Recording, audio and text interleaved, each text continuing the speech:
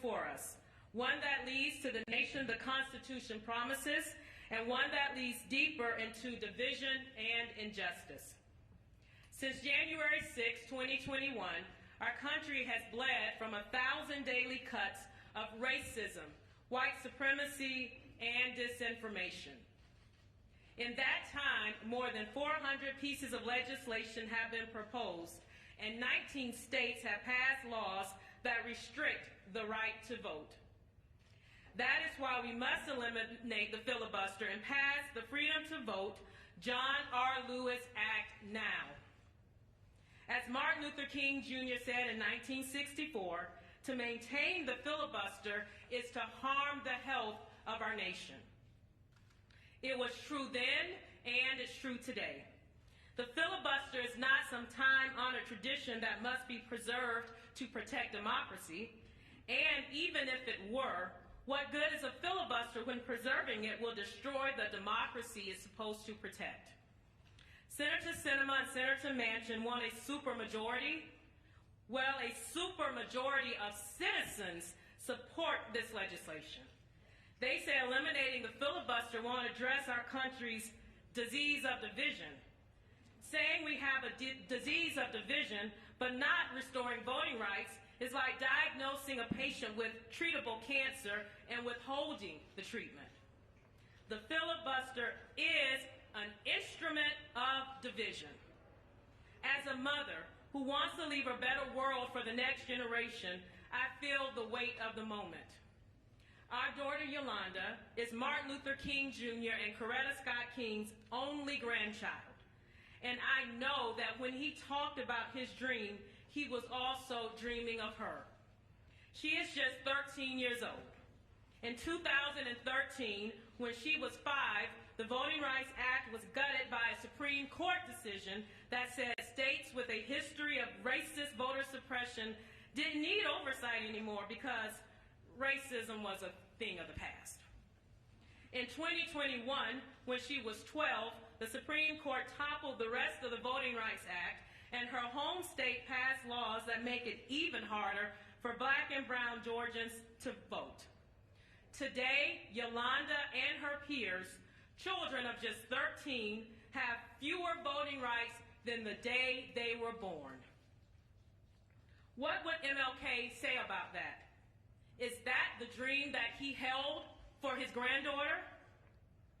I asked Senator Manchin and Senator Sinema and all those who stand in the way of restoring voting rights, is that the legacy that you want to leave behind? Many have chosen that path before you, and there are stains on our country's history. After the Civil War ended in 1865, do you know how long it took our country to come together and overcome our disease of division to get it passed?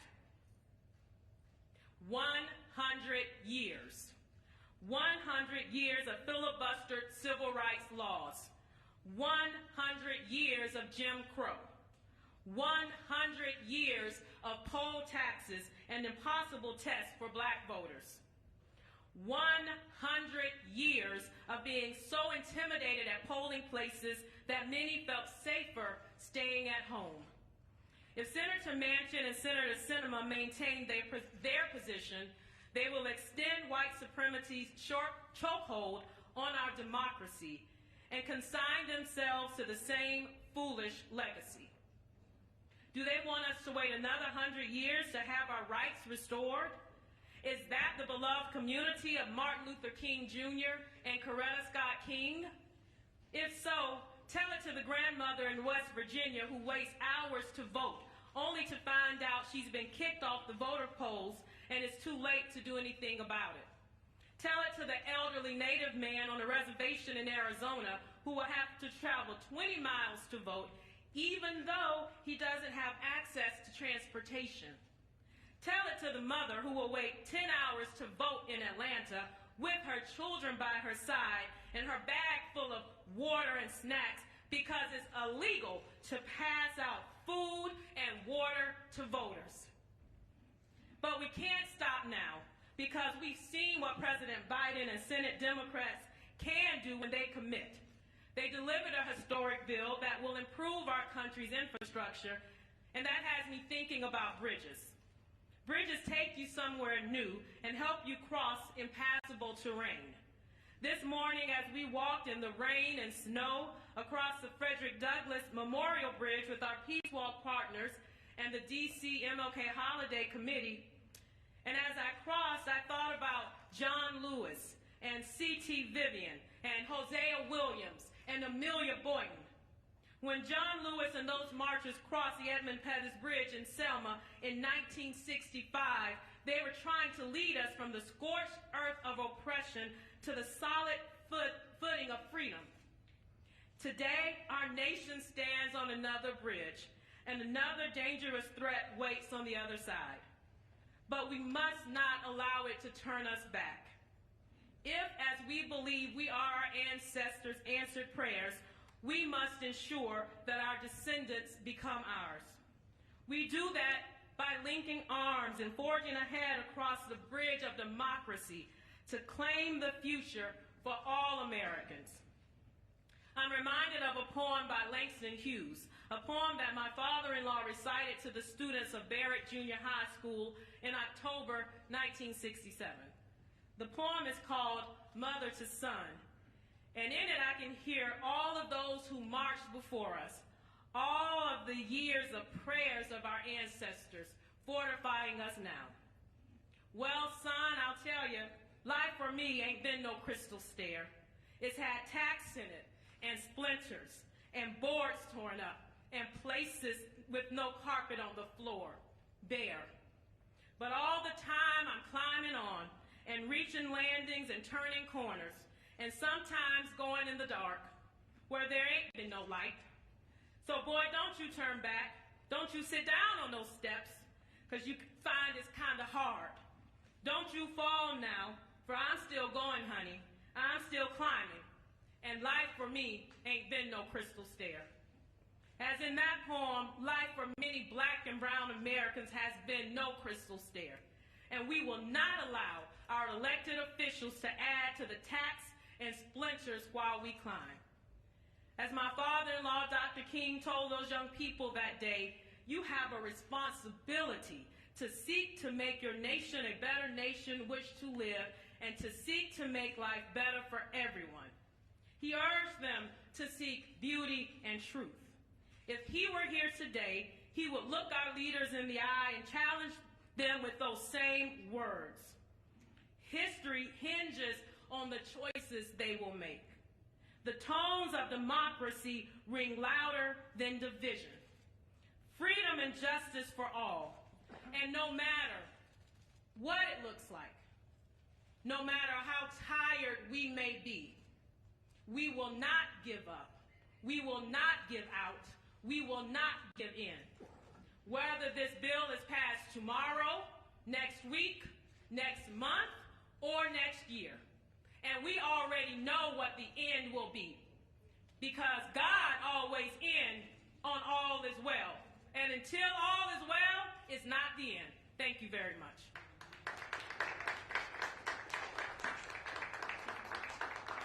Thank you, Mrs. King. Now we're going to hear from Martin Luther King III. As the oldest son of Dr. Martin Luther King Jr. and Coretta Scott King, Martin Luther King III is a leader on the world stage, a peacemaker, a negotiator, and on some of today's most critical issues nationally and internationally, including voting rights. Most recently, Mr. King has taken over the leadership of the Drum Major Institute, with a focus on continuing the King legacy through campaigns like Give Us the Ballot. The work of the Drum Major Institute inspires and supports organizations and individuals to embrace their unique contribution to peace, justice, and equity for all. Alongside his wife, Mr. King is one of the co-leaders of the Deliver for Voting Rights campaign that gathered us here today. Mr. King?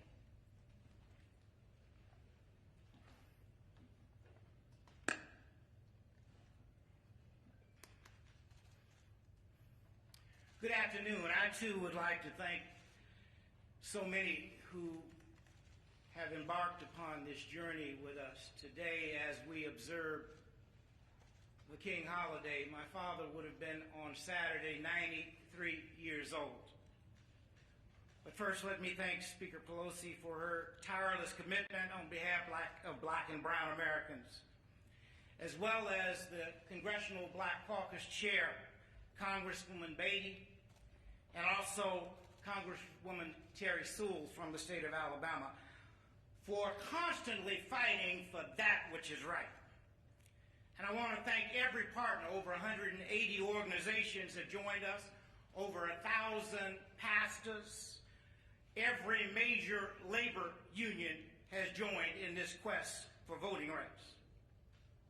But I want to thank every partner who made it today for the Peace Walk and all the organizers of the Peace Walk, who understood the importance, not just of the day, but of this moment. And thank you to all of you who are joining us here today, and especially you as members of the American media helping to get the word out to American people.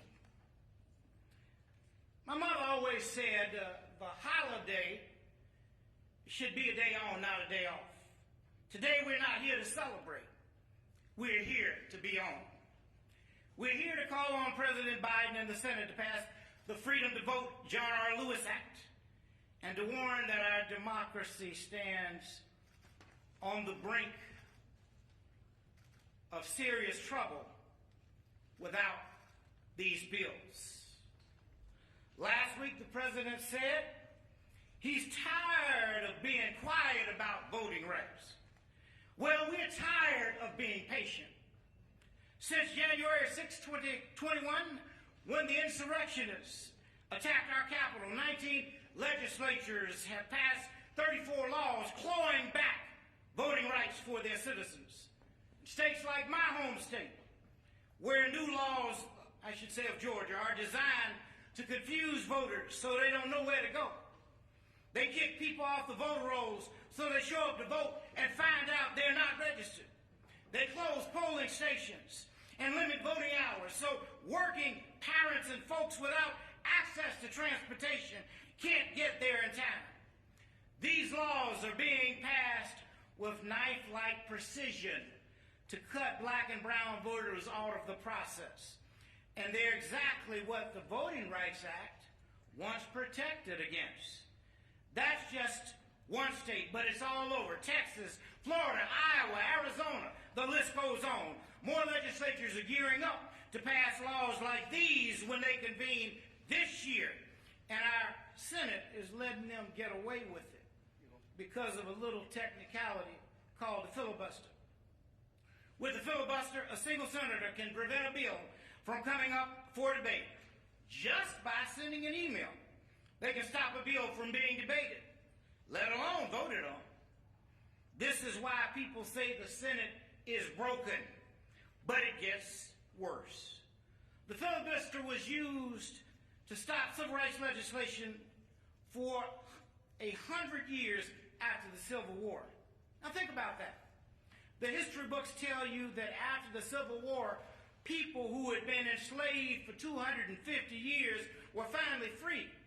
But that's not the truth.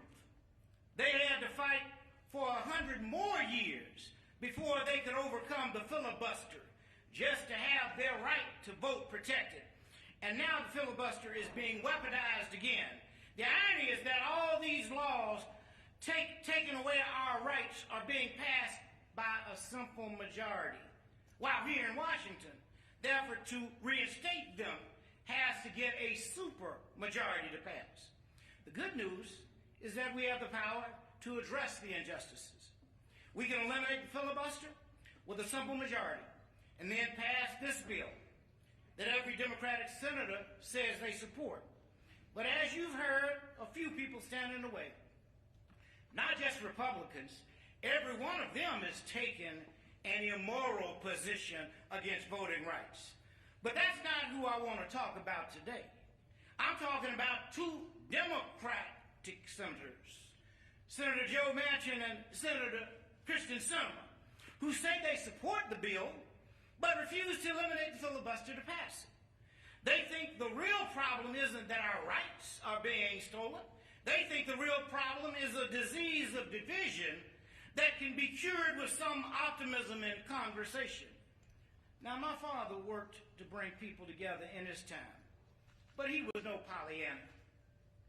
In his speech, The Other America, he talked about how some people were pushing back on civil rights because, like these two senators, they felt the problem couldn't be solved with legislation. They told him he had to change hearts first, and he worked hard at that. After all, he was a Baptist preacher. But he knew that when someone is denying you of your fundamental rights, conversation and optimism won't get you very far. He said, although it may be true that morality can't be legislated, behavior can be regulated. Even though it might be true, he said, that the law cannot change the heart, it can restrain the heartless. Even though it may be true that the law cannot make a man love me, it can restrain him from lynching me. So let me be clear. When states are engaging in lawless voter suppression, only the law can stop them. Senators Sinema and Manchin also say if the bill doesn't get bipartisan support, it shouldn't pass. Well, the 14th Amendment, which granted citizenships to slaves in 1868, that didn't have bipartisan support. Should formerly enslaved people have been denied citizenship, Senator Sinema? The 15th Amendment that gave formerly enslaved people the right to vote in 1870, that didn't have bipartisan support. Should former slaves have been denied the right to vote, Senator Manchin? In 1922, 23, and 24, some senators filibustered an anti-lynching bill that had passed in the House. Would Senator Manchin and Senator Sinema have supported blocking those bills too? I'm just applying their logic here and showing that it's not logical at all. To them, the filibuster is sacred, except for when it's not. In 2010, Senator Sinema supported the idea of using reconciliation to get around the filibuster and pass health care reform. Just last month, they both supported an exception to the filibuster to raise the debt ceiling. But they draw the line at protecting the rights of millions of voters. History will not remember them kindly. In April 1963, my father was jailed in Birmingham for protesting segregation. While there, he wrote an open letter in which he said the biggest stumbling block was not the Ku Klux Klan, but the white moderate, who is more devoted to order than justice, who prefers a negative peace, which is the absence of tension, to a positive peace, which is the presence of justice, who constantly says, I agree with you at the goal you seek, but I can't agree with your methods or direct action, who paternalistically feels he can set the timetable for another man's freedom. He was surrounded by people who told him to wait until a more convenient time and to use more agreeable methods. 59 years later, it's the same old song and dance from Senator Manchin and Sinema. But my father did not let up for a moment, and neither have we. More than 180 partners, over 1,000 faith leaders, and millions nationwide fought to make this vote possible. You're the reason President Biden spoke out last week and is swinging for the fences. You're the reason Speaker Pelosi has brought about powerful legislation and every procedural solution possible to protect black and brown Americans. You are the reason Leader Schumer set a deadline and is bringing the bill to a vote tomorrow. Organizing works, protesting works, and we cannot let up now. So no matter what happens tomorrow, we must keep the pressure on and say no more empty words. Don't tell us what you believe in. Show us with your votes. History will be watching what happens tomorrow. Black and brown Americans will be watching what happens tomorrow. In 50 years, students will read about what happens tomorrow and know whether our leaders had the integrity to do the right thing. Mr. President, Senator Manchin, Senator Sinema, members of the Senate, pass the Freedom to Vote John R. Lewis Act now. If you can deliver an infrastructure bill for bridges, you can deliver voting rights for Americans. If you do not, there is no bridge in this nation that can hold the weight of that failure. Thank you.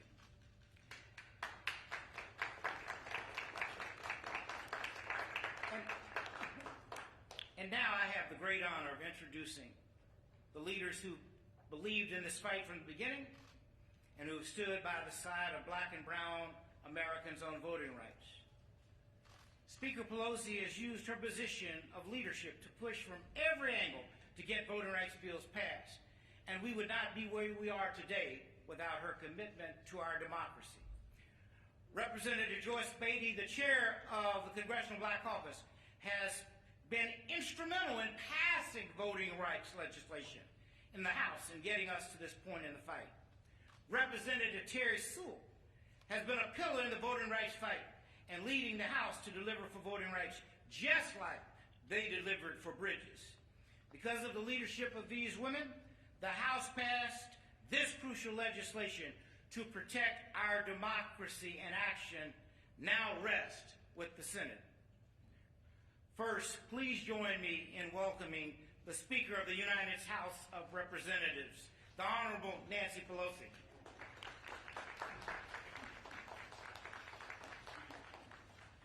Thank you very much, Martin. What an honor it is, personally and officially, to be here with the family of Reverend Martin Luther King Jr. and Coretta Scott King. To hear Yolanda speak about the future and what this all means to young people, how proud her grandparents are. And to hear Arndrea talk about what is at stake in all of this couldn't be more clear.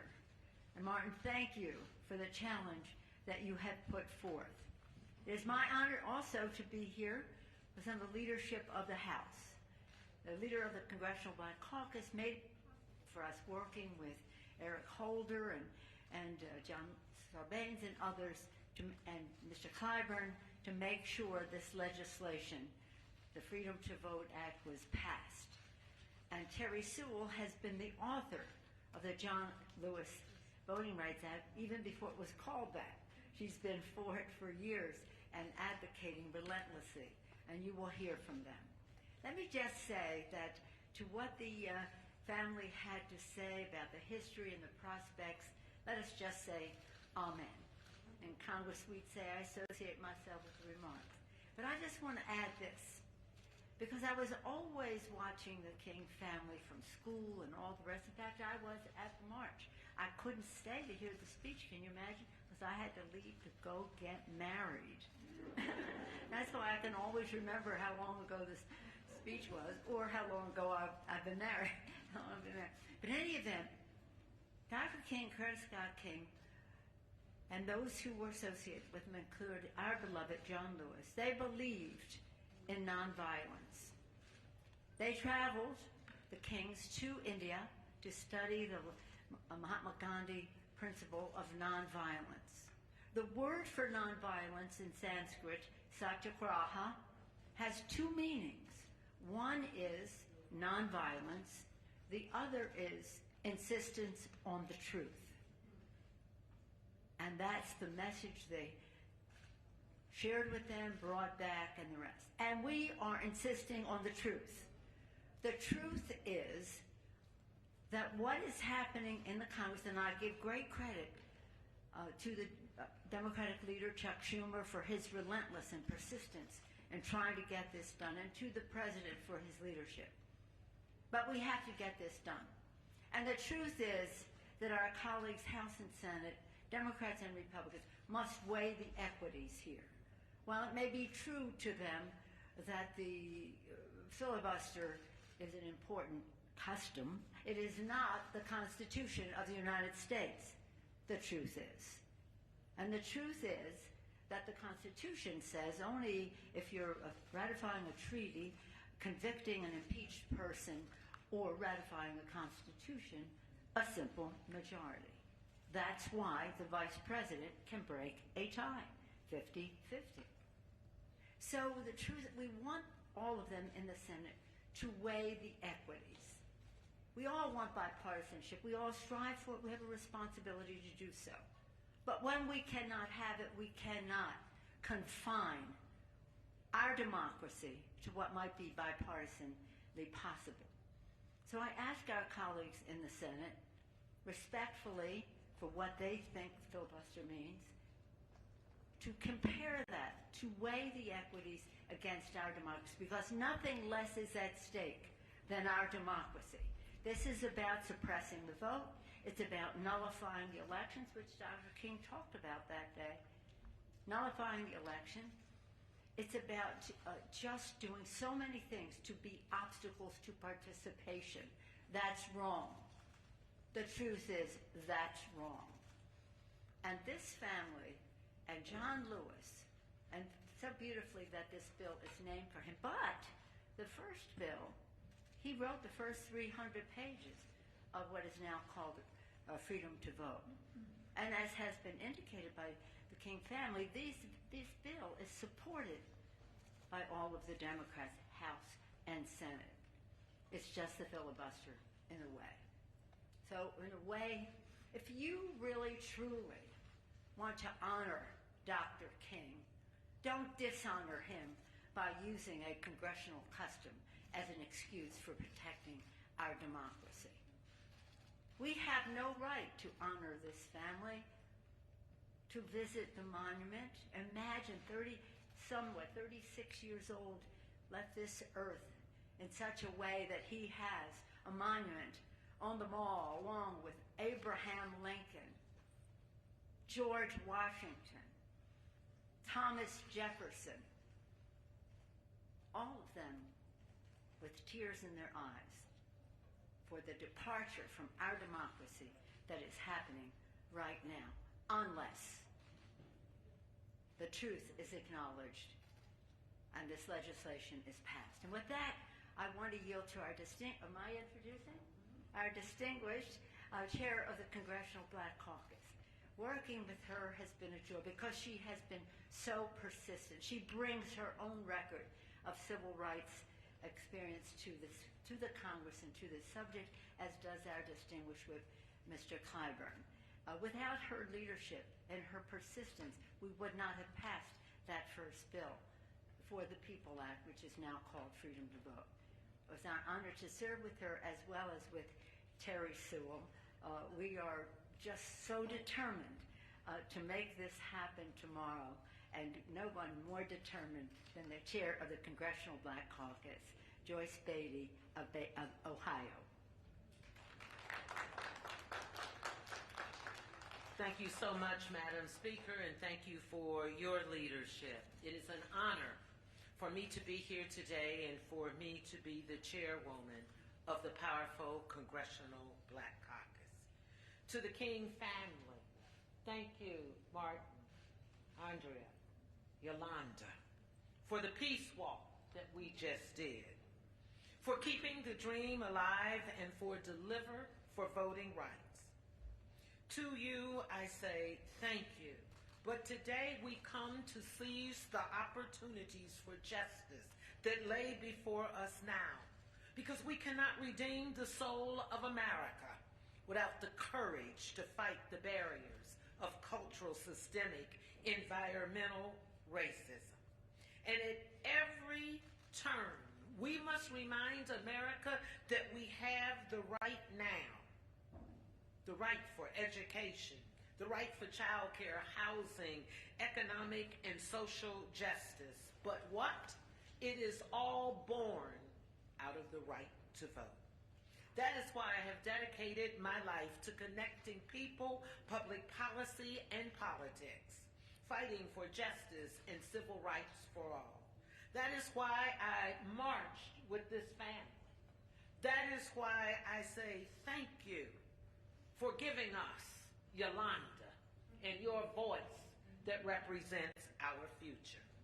The late John Lewis, Martin Luther King III, Reverend Al Sharpton, Tamika Mallory, and so many more, Jesse Jackson.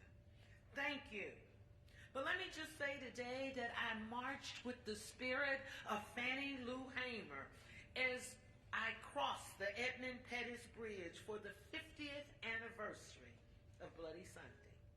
That is why I was arrested recently in the United States Senate for demanding the protection for our voting rights.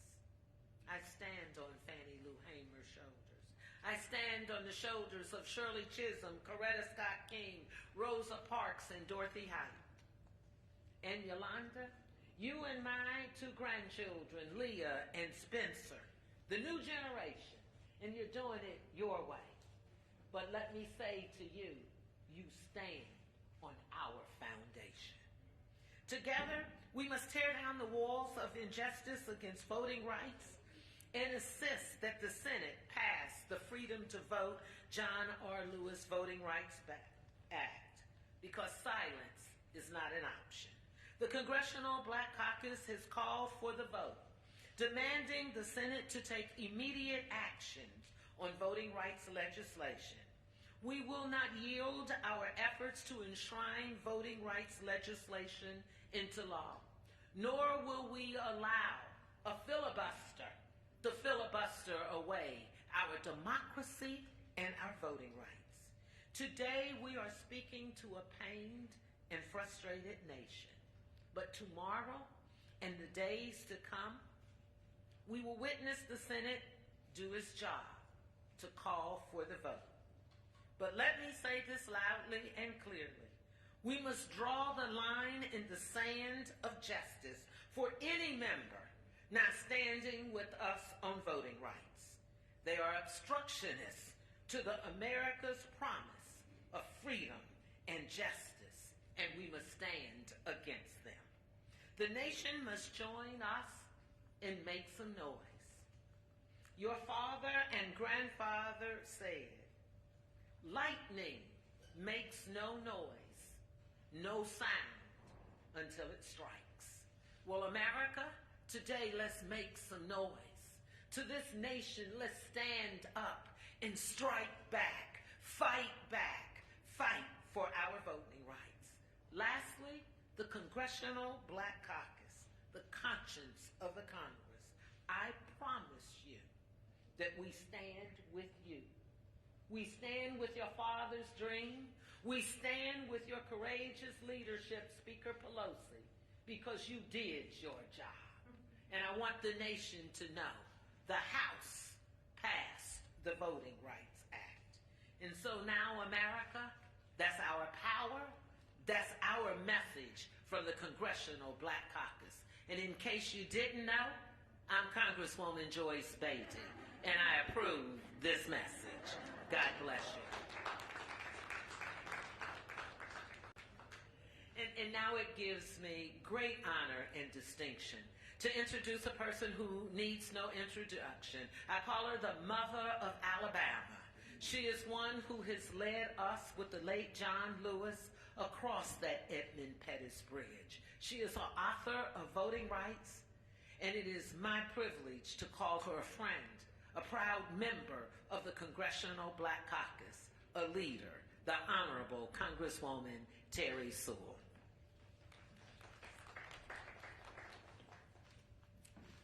I'm Congresswoman Terry Sewell, and I proudly represent Alabama's 7th Congressional District. It includes the historic cities of Birmingham, Montgomery, and yes, my hometown of Selma, Alabama. You see, voting rights is very personal to me.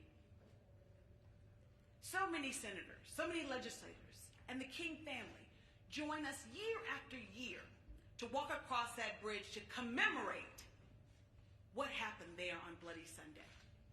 And to say, no more. No more. We are once again at that precipice, an inflection point, if you will. While we no longer have to count how many marbles are in a jar or recite backwards the Declaration of Independence, today's modern-day voting suppression is no less pernicious. Long lines, purging of rolls. The list goes on and on. But today, as we honor Dr. Martin Luther King Jr. and his legacy. It can't be a celebration, as Yolanda said, because we need legislation. We need the Senate to do its job. Almost 6 decades ago, John Lewis and the foot soldiers of the civil rights movement marched, fought, and yes, bled on a bridge for the equal right of all Americans to vote. Their efforts culminated in the passage of the 1965 Voting Rights Act. And voting rights was never partisan until recently. The voting rights bill passed 5 times for reauthorization under 4 Republican presidents. But now we're having a problem called the filibuster. I agree with my colleagues. I agree with the King family. We cannot let a process stand in the way. A process, oh, by the way, that over 150 times have been set aside, and most recently by the raising of the debt ceiling.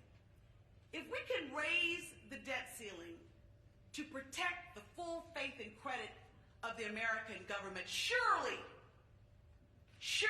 we can pass the John Robert Voting Rights Advancement Act and the Freedom to Vote Act to protect our democracy. I know people are tired and frustrated, and we can be tired and we can be frustrated, but what we can't do is give up. Just think what John Lewis, if he had given up, those marchers marching across that bridge, if they had been bludgeoned on that bridge and didn't try to go back for turnaround Tuesday, or ultimately to complete that march. They didn't give up. They didn't give out. Think of Rosa Parks on a bus. Had she not given up, what our lives would have been. It was because of her courage, because of her sacrifice, that we now have integration in interstate transportation and commerce. So I say, let us remember the words of Coretta Scott King. She was profound and prophetic when she said, struggle is a never-ending process. Freedom is never really won. You have to earn it and win it in each generation. So this is our mountain moment. Will we give up, give out, or will we keep pressing forward? We must keep pressing forward. I want to say in closing that it's never lost on me that I get to represent my home district, my hometown of Selma, Alabama. My job each and every day is not only to represent the people, the wonderful people of Alabama's 7th Congressional District today, but it's also to protect and further the legacy of Selma, of Montgomery, of Birmingham. And I will not give up, and I will not give out. It was King, Dr. Martin Luther King, who said, if you cannot run, then walk. If you can't walk, then crawl. But we must keep moving forward. Let's move forward together and demand that the Senate pass the Freedom to Vote Act and the John Robert Lewis Advancement Act. Let's do it, and let's do it now. Thank you.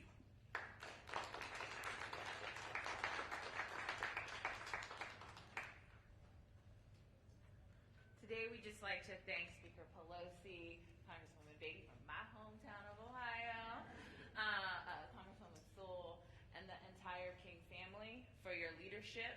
There is no celebration without legislation. Thank you. We'll continue our program.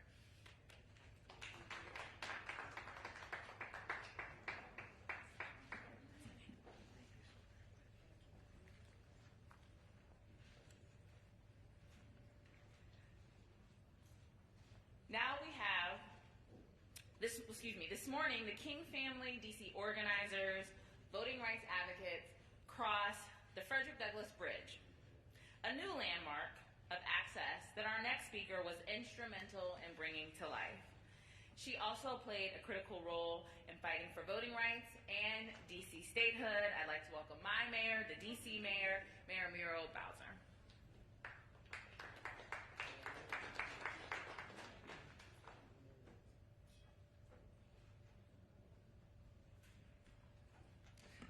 afternoon, everybody. To the King family, to our honorable members of the Congress of the United States, and to my fellow Americans, good afternoon. I want to thank you for gathering today, Speaker Pelosi, of course, in our beautiful Washington, D.C., to honor the birthday and legacy of Dr. Martin Luther King.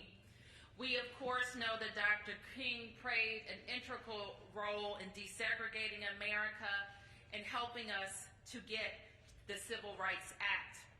We cannot think of a better way to honor his legacy than to speak up, to take a stand, and to take action to ensure that Americans nationwide have their voices heard and counted. Across the nation, we know that states are passing anti-democratic, anti-voting bills restricting the will of the people by the slimmest margins. I, like most Americans, find myself wondering what Dr. King would make of this moment we find ourselves in. It is a moment, sadly, that we're all too familiar with. What would he say about the inaction on the John Lewis Voting Rights Act, which has already been ready for over a year? We know what he would say because he fought that fight his entire life. What would he say about a filibuster that stands in the way of protecting the most basic of American rights? Again, we know what he would say because he was fighting this fight 60 years ago. This fight, a fight for fundamental rights as Americans, the fight to make true the ideals of our democracy, and we know today that enough is enough. As President Biden said last month, we are standing at an inflection point in our democracy. Do we accept minority rule? Do we give up the dream of democracy in America? Do we give up on the idea of forming a more perfect union? Do we stand back and allow the minority to dig in its heels to preserve a system and ideals that are relics of the past? And we say together, we can't and we won't. And I came here today to make sure that no one forgets about Washington, D.C., because we cannot talk about voting rights without talking about the disenfranchisement of 700,000 tax-paying Americans right here in Washington, D.C., a legacy of slavery and Jim Crow America. Today we're talking about the filibuster, but consider this. We wouldn't even be in this situation if Washington, D.C. had two senators, the two senators we deserve. Because you know what? Washington, D.C. stands with the majority of our fellow Americans who are in favor of expanding and protecting the right to vote. So don't forget, not only does the filibuster routinely silence the will of the majority, the will of the majority isn't even fully represented. And the plight of Washington, D.C.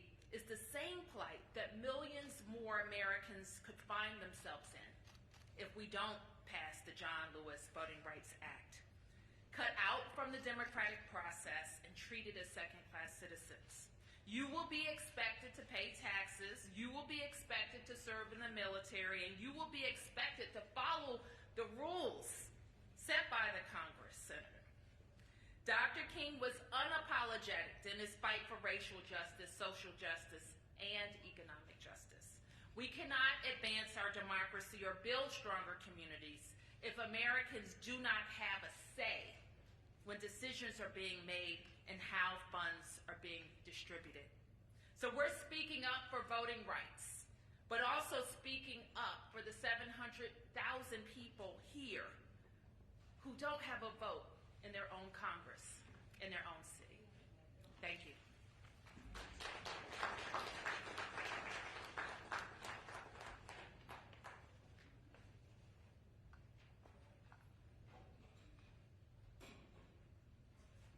So we are honored today to have a lot of our partners here And so first I'd like to bring up Demario Cooper, who is the co-chair of the Center for Popular Democracy.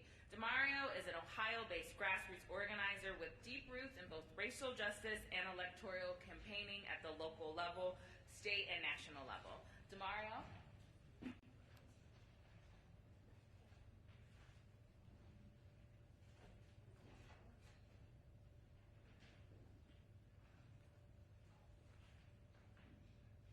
As you said, my name is Demario Cooper.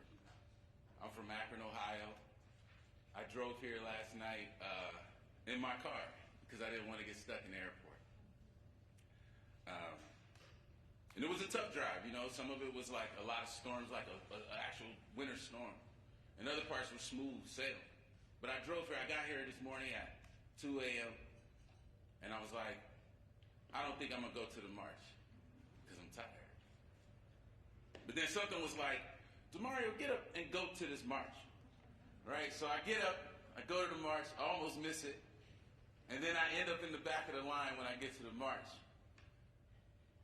And right when we got to the Frederick Douglass Bridge, if y'all was there, the sun came out. Came out, didn't it? It came out for that moment. And when we left that bridge, the sun went away. If you was there, that's what really happened. As soon as y'all got to the front of that bridge, the sun came out. And it had me thinking that here I am on the bridge, Frederick Douglass' bridge, that has been renovated because before, if you know, that bridge didn't look like that. That was a little tiny bridge. It was old and dilapidated looking, and now it looks beautiful. It's restored. And we all standing on that bridge, and I was thinking about bridges, because I'm an organizer by trade. And bridges have a real strong history in my family. It's a legacy of bridges. My great-grandfather was killed on a bridge trying to go vote in Newport, Tennessee in 1925. That's a true story. And I was thinking about my grandfather on that bridge. And I was thinking about Martin Luther King. Martin Luther King talking about this long arc. And that it bends towards justice. And here I am as a co-director of one of the largest grassroots networks in America on Martin Luther King Day, the day before we need to pass the Voting Rights Act, with my people, a diverse group of people, on this bridge. And organizers talk a lot about bridges. We talk about bridges like people need to move across the bridge in order for us to go from a private life to a public life.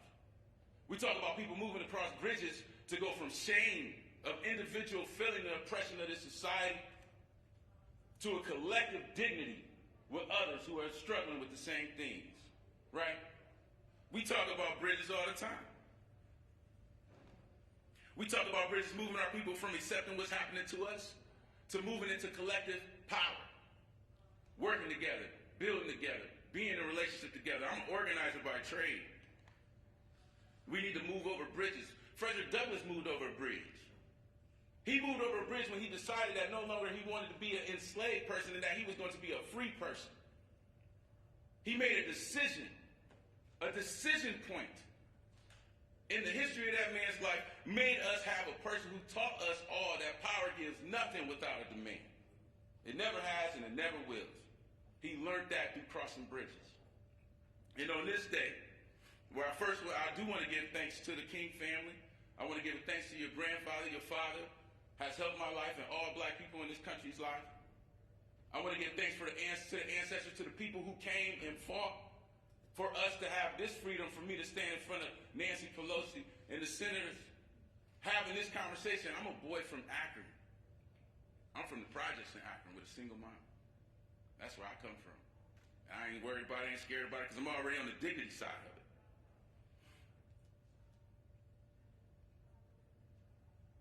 Today, we got to make a choice.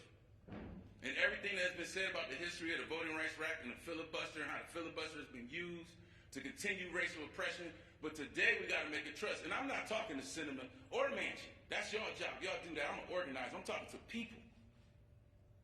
I'm an organizer. I talk to people. And And what I want to say to the people is no matter what happens tomorrow, whether they do the right thing or they choose to do the wrong thing and hold up this historic, arcane system of oppression, especially right now, when we're in a clapback moment. We are in a clapback moment. If you are confused, go find out what happened during Reconstruction, and we are in that moment again. So it don't matter what they do tomorrow. Dr. King said, it's a long arc, but it bends towards justice. The force that bends that arc is us. Us and the Most High Creator is what bends that arc. And we got work to do. No matter if they do their job the right way tomorrow or not, we got work to do. The Center for Popular Democracy is here working with our affiliates across the nation. We are ready. We are ready to stand up, but we need our people to join us. It is that time. It is this time. There's a lot of bridges we got to cross. It's time for us to cross the bridge from oppression and the history of oppression in this country to a country where everyone has the freedom to thrive, the freedom to live a dignified life, to not be stuck in shame and guilt. That requires us to build power. I want to thank y'all for giving me a second and allowing me to come speak. Allowing the grandson of Jesse Elliott, who died on the bridge, trying to go vote, to speak to y'all today. I can feel my ancestors with me, and I know that it is time. I hope they do the right thing tomorrow, but if not, expect to hear from our communities. Expect for this not to just be something that you get to do and hide behind a filibuster or legislation. We are paying attention. We will be in the streets. We will protect our right. We will protect our rights and freedoms to thrive. And that's all I want to say. Thank y'all for having me. Thank you, Demario. And hey, Demario, guess what? The sun comes out. The sun does come out. It does. Next, we will hear from Kelly Robinson, who is the Executive Director of Planned Parenthood Action Fund. Kelly, please join us.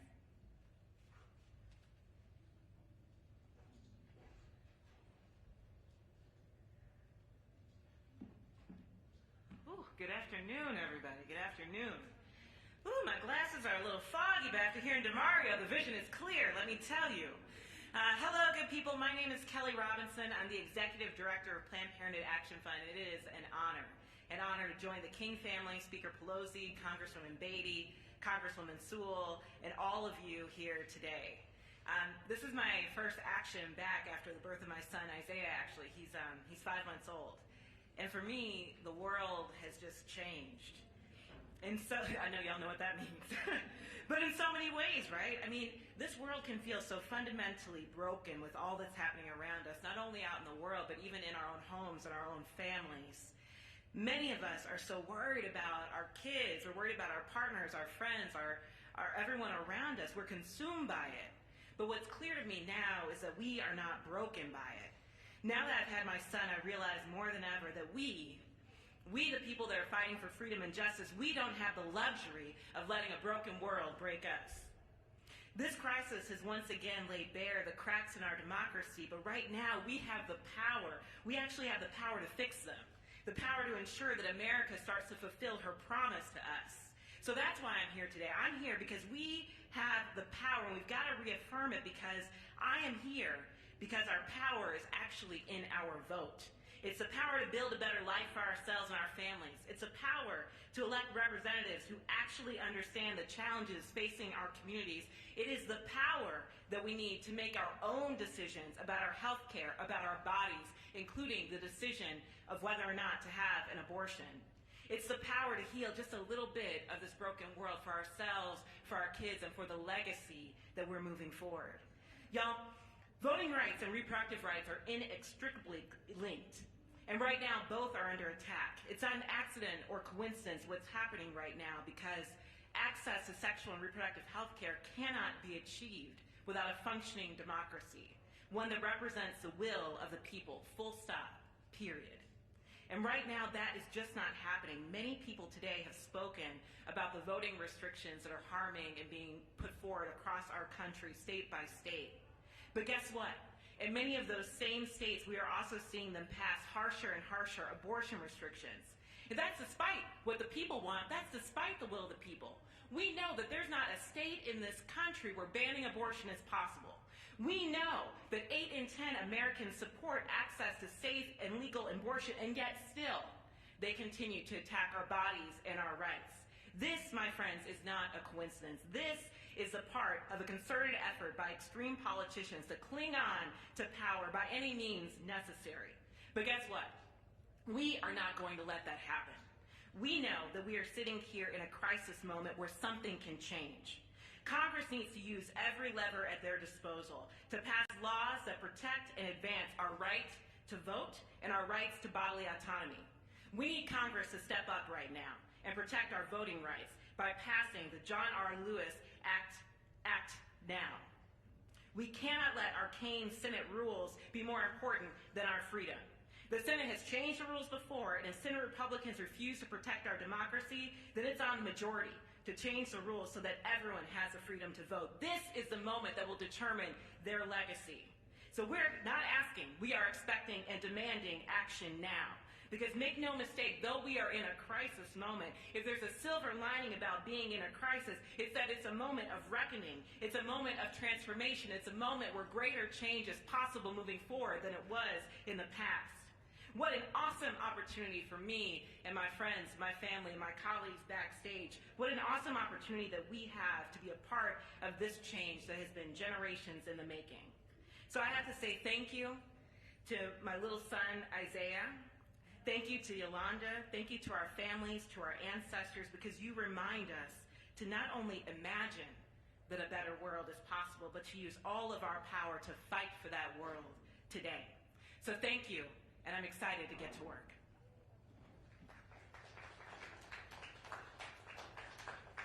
Thank you, Kelly. Our next speaker is a fierce social justice warrior, defender of education rights, an unrelenting advocate for all students and communities of color, and a value and respected voice in the education arena. I have the privilege of introducing Becky Pringle, the president of the National Education Association. Becky?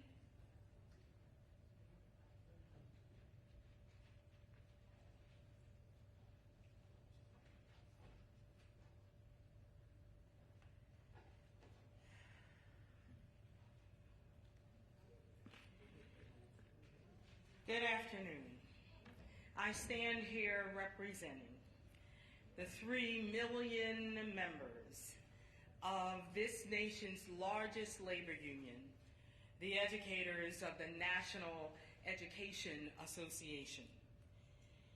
Our members share one important goal: ensuring that every student, everyone, has the access and opportunity and resources they need and deserve so they can boldly and completely live into their brilliance. For the members of the NEA, standing up for every student means standing against any effort to dismantle the voting rights that Dr. King fought so hard to secure. I thank the King family for bringing us here today. Speaker Pelosi, Representatives Beatty and Sewell, and so many others who are leading this fight across this nation for racial and social and electoral justice that are deeply woven into Dr. King's legacy. When COVID-19 began its spread across our country almost 2 years ago, the deep inequities that have existed in this country forever compounded and worsened its impact.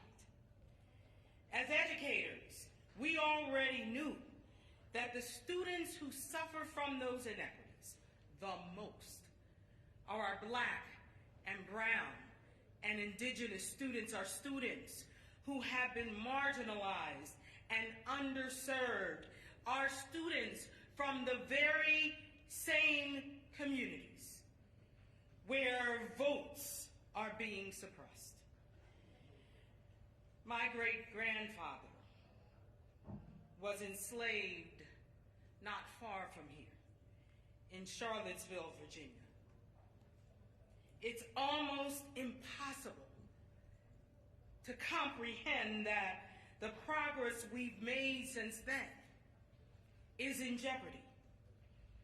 But here we stand in 2022, on this day that we annually set aside to honor the legacy of Dr. King, calling on President Biden and Vice President Harris to demand that the Senate do what's right, do what it must to pass the Freedom to Vote and the John Lewis Voting Rights Advancement Acts now.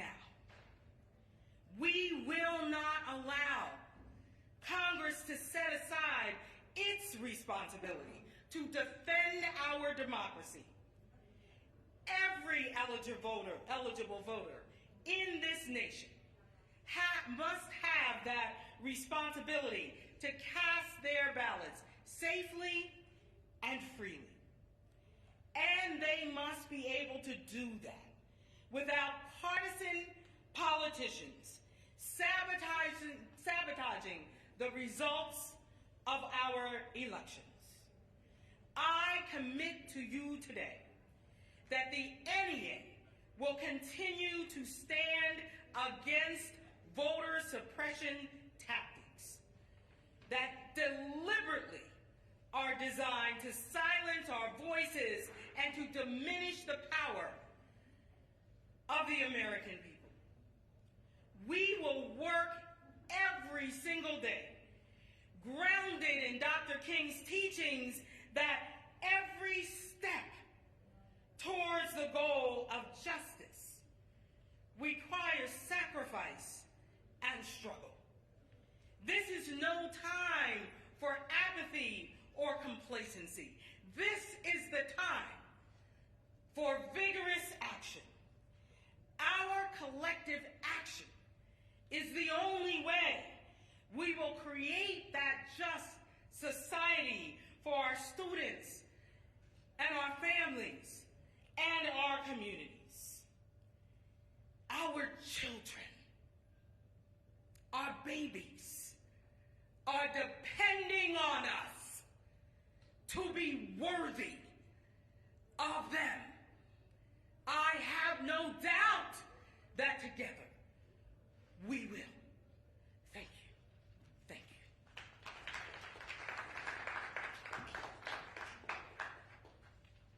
Thank you, President Pringle. Now we have one of my sister friends, Melanie Campbell, who is the president and CEO of the National Coalition on Black Civic Participation. She recently celebrated 25 years of service with the National Coalition and has served as an advisor to the U.S. President, congressional members, corporate, labor, and nonprofit executives, philanthropists, faith leaders, and many other on critical issues impacting Black America. Melanie?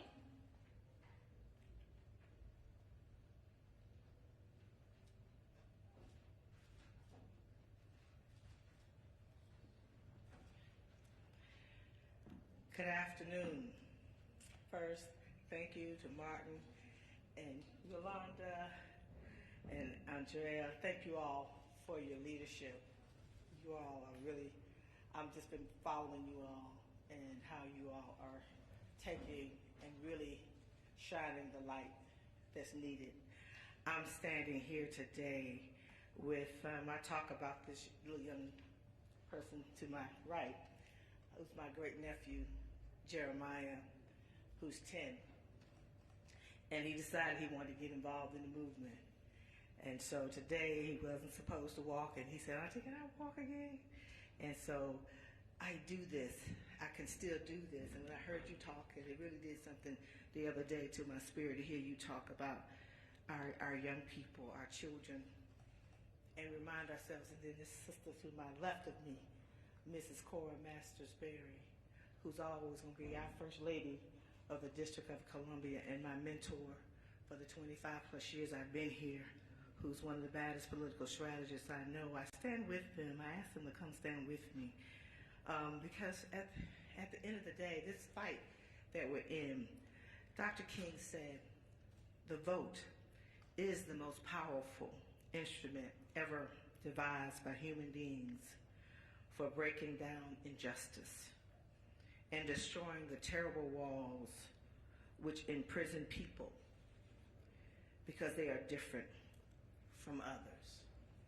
And it's something about that quote, Martin, that's just been staying with me. And we've been really, it's been a rough road. And listening to Senator Sinema the other day made it that much harder. I was a part of a civil rights meeting with several civil rights organization leaders with Senator Sinema the other day. And sometimes it's not what you say, it's kind of how you bring it. And so the lack of sincerity about what we were really pleading her to understand the magnitude of the moment. And when we know that this vote, this attack on the vote goes much deeper, as this political scientist genius sister always reminds us, why are we here? And this connection to what's happening with all of our rights being under attack. Cora said the other day, it's not about, it's really, yes, we have rights, but it's something that's borrowed. Because we have to continue to ask for this vote, to protect our vote, to be reauthorized. And it shouldn't be, but we're here. We're not going to give up. We're going to keep on fighting. No, we don't have the billy clubs and the hoses. But this country's at a place, at a breaking point. This issue is not just about black folks voting. This is about this democracy crumbling before our very eyes. I come out of Florida, a little place called Mims, Florida, Harry and Harriet T. Moore country, whose homes were bombed before I was even born in the 50s. That's where we're headed back to, because the element of violence in this country is escalating. We have a former president who keeps pushing it. And so the American people have to stand up. Those of us who are activists and organizers are going to keep fighting and keep pushing. But a year from now, I said it the other day, if we don't get this together, we're not going to recognize this democracy. And so the attack on voting rights, the attack on reproductive rights, even critical race theory, it's all connected because it's about us versus them and not we. So we the people will keep fighting. We will keep marching. We will keep protesting until we win. And those senators, I know there's at least 10 of y'all Republicans. In your spirit, you can do the right thing. Step on over to the right side of history. Step on to the right side of history so that Jeremiah and Yolanda and the children yet unborn will see an America as good as its ideals. Will see an America that will let this young man know he can walk the street, Martin. He can get in a car and not get shot. It's all connected. It is about justice. It is about opportunity. It is about freedom. So let's get this done, America. We can get it done. And challenge your senators to do the right thing. Thank you.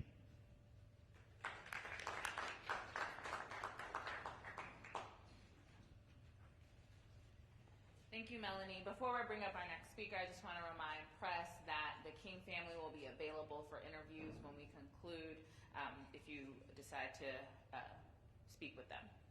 Next, we have Ronna Epting, who is the Executive Director of Move On and leads both Move On Action, which works to advance progressive policies and social change on Move On political action. which works to elect candidates who are committed to standing up for an inclusive and progressive agenda. Rana?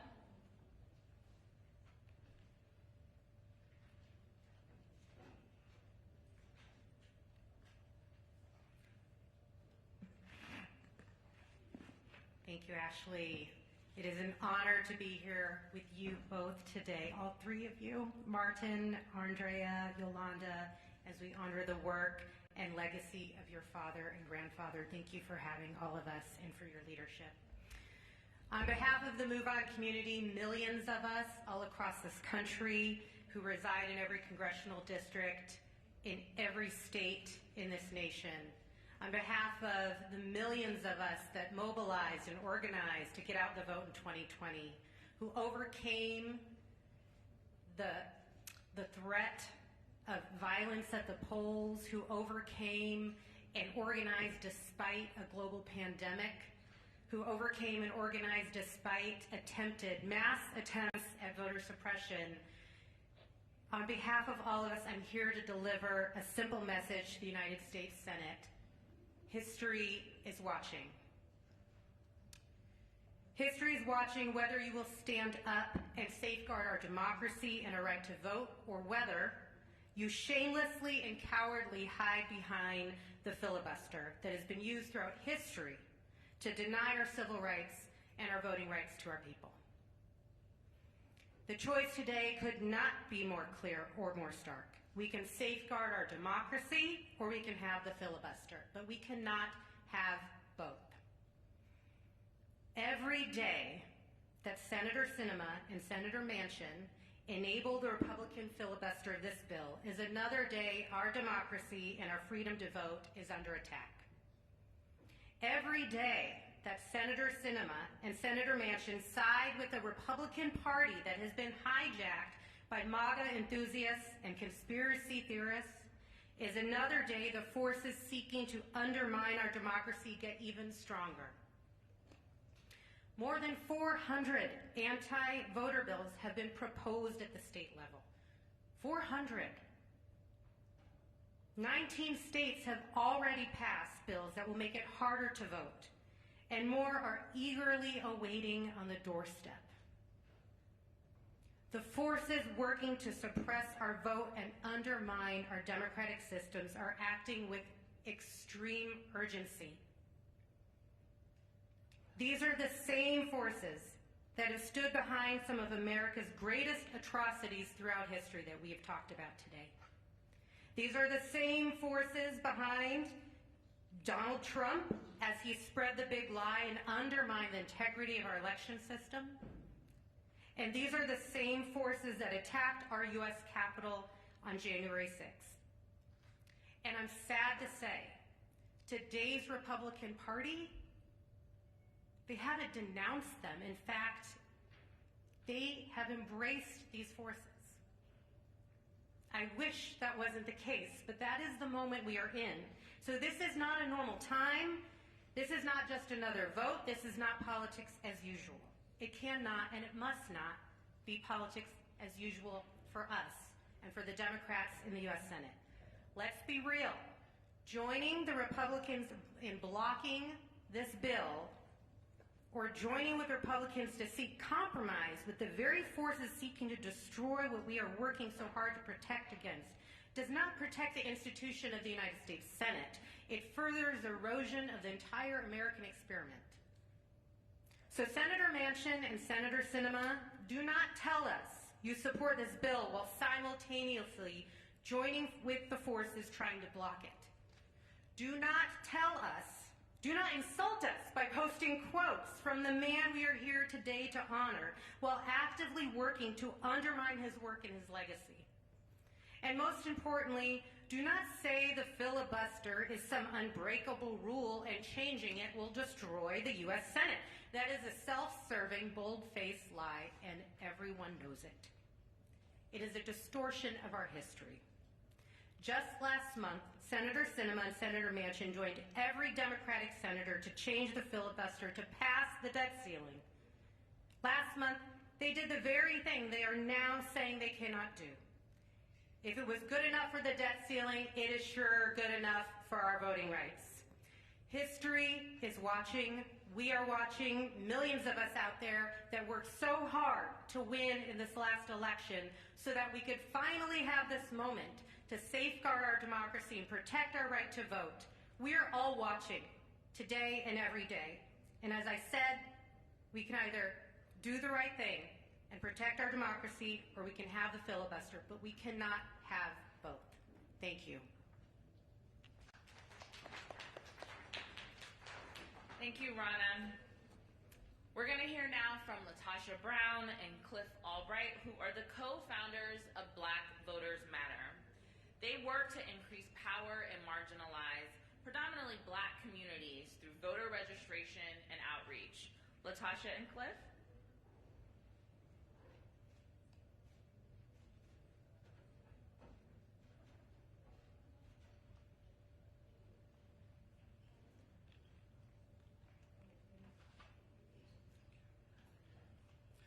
Good afternoon. I was so glad earlier when Martin III spoke and he talked about bipartisanship and some of the pitfalls and the contradictions that underlie the positions that certain senators as well as those in the media have about bipartisanship. Because at the end of the day in 1957 when Dr. King spoke and said, "Give us the ballot," he did not say that and ask for that thinking that one day we'd be asked to give up that ballot and sacrifice that ballot at the altar of bipartisanship, to give up our votes at the golden calf of bipartisanship. That's not what he had in mind when he said, "Give us the ballot."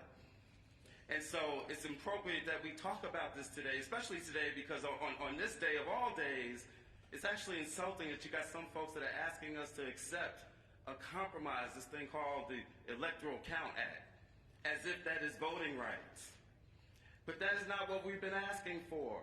You know, that would be the equivalent of if LBJ, Lyndon B. Johnson, or the congressional leaders came to Dr. King and said, "You know what, Dr. King, we're not going to be able to pass this Voting Rights Act you're asking for.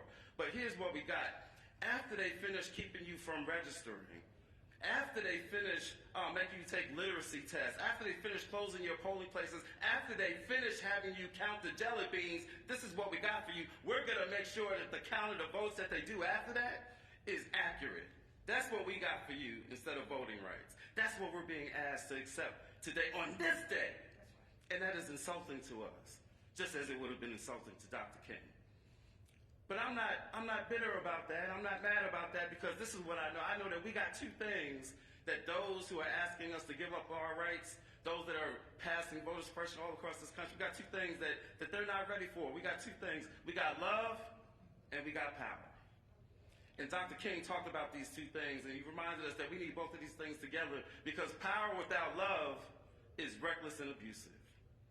But love without power is sentimental and anemic. And what we know, what our history shows us, is when we combine those two things, we can do some mighty, mighty things. And so that's what we're about to do, you all. We're about to continue this fight, regardless of what some folks might say, what some pundits might say. We are going to continue. This process is not over until we say it's over. Just like the voting rights battle in Selma wasn't over until we defined that it was over. And so we're going to push on, because what we know, and I've had a word on my heart for this past week, what we know is that if we grow not weary in well-doing, then in due season we shall reap, if we faint not. And that's what I'm asking of our people. That's what I'm asking of those who believe in freedom. We shall not rest. If we faint not, we can do some mighty, mighty things. If we faint not, we can do the same thing that those folks in Montgomery, Alabama, that Dr. King led on a year-long bus boycott. If we faint not, we can get a victory. If we faint not, we can do the same thing as those people in Selma and the Black Belt of Alabama and all across the country, where not once, not twice, but 3 times they had to try to do a march to go from Selma to Montgomery. They made it there because they what? They faint not. And so I'm here to tell you today that we are going to get the freedom vote and the John Lewis Voting Rights Act, because we are going to faint not. We are going to push, and in due season, we shall reap. This is that season. Thank you. We come this far by faith, and we are leaning on the Lord. and we are trusting in his holy word, 'cause he's never failed me yet. Oh, can't turn around. We've come this far by faith. Amen? I'm coming because I think that we also have to recognize that Dr. King, more than anything, was a man of faith. That at the end of the day, when we're talking about our strategies, we have to combine that with the spirit of the movement. When the spirit of you rise up, we can literally change and transform anything in this country. Let me tell you what spirit can do. There were only 600 people that actually at the Ebenezer Baptist Bridge in Selma, Alabama. They didn't have a lot of power. They didn't have politics on their side. They didn't have a political party representation. There were the Republicans and the Dixiecrats. And everybody told them, it ain't going to happen. You need to give up. You need to stop. Matter of fact, so much so that eventually Dr. King actually wrote and had to tell people around him why we can't wait. And I'm coming to remind you on this day that in the spirit of the movement, we have come this far by faith, right? And we're not going to turn around. We're actually going to transform this country to be what it deserves, that we deserve and we desire. I'm going to ask everybody just for a quick second, because I know I don't have long, but I ask everybody just to close your eyes on this day. Close your eyes for a second. I'm going to ask you a question. My question to you is, what would America look like without racism? I ask that question because that's the vision. That's the vision that I'm standing on and that I believe in. At the end of the day, aren't we tired of the lies? Aren't we tired of being divisive?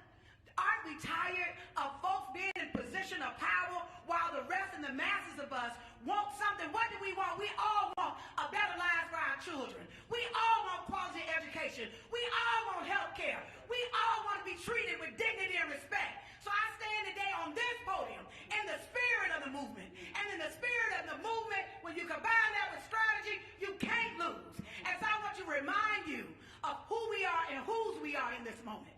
We can win, you all. We can win. Don't listen to what the pundits say. Everything was pointing to, including the president in 1965, that they could not win. Yet they persisted, right? Because when you recognize that there's a greater power here, I do believe that there is a level of decency in Republicans in this country and Democrats in this country. People identify themselves as a Green Party and independent.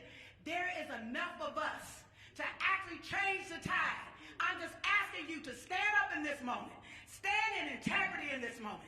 Stand in the space of truth. Stand for the love of humanity. And I guarantee you, we can move beyond the transaction of a bill and we can transform this America to be the America that is laid out in the Constitution. Thank you. We've come this far by faith, leaning on the Lord, and we will not turn around. Church say amen. Okay. Thank you, Latasha and Cliff. We can win. Our next speaker is Joy Cheney. She is the Executive Director of the Washington Bureau and Senior Vice President of Policy and Advocacy for the National Urban League. The National Urban League is a historic civil rights and urban advocacy organization with 90 affiliates serving 300 communities, providing direct service that impacts and improve the lives of more than 2 million people nationwide. Joy?